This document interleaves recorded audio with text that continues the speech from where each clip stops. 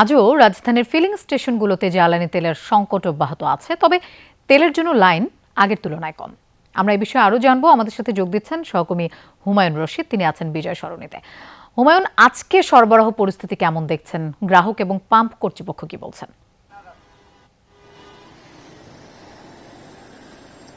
লোপা, আমি কিছুক্ষণ আগে বিজয় সরণি ছিলাম। এখন আমি আছি মহাখালীর একটি পেট্রোল পাম্পে, ফিলিং স্টেশনে। এখানে সকাল থেকেই জ্বালানি তেল যে সরবরাহ, সেই সরবরাহ বন্ধ ছিল। কিন্তু বাইকার এবং প্রাইভেট কার চালক যারা, তাদের চাপে পড়ে 2টার পর থেকে এখানে সীমিত পরিসরে আসলে যে জ্বালানি তেল সেটি সরবরাহ করা হচ্ছে। একজন বাইকার সর্বোচ্চ 300 টাকা পর্যন্ত তেল নিতে পারছেন, যেটি 2 থেকে 2.5 লিটারের মতো তারা নিতে পারছেন।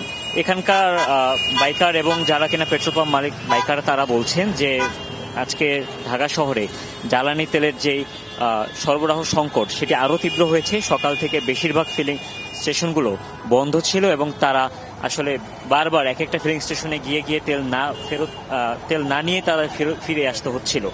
এবং সেই ক্ষেত্রে 2-1টি ফিলিং স্টেশনেই আজকে জ্বালানি তেল সরবরাহ করা হচ্ছে। আপনি জানেন যে আজকে যেহেতু স্বাধীনতা দিবস এবং আজকে যেহেতু একটি সরকারি ছুটির দিন, তাই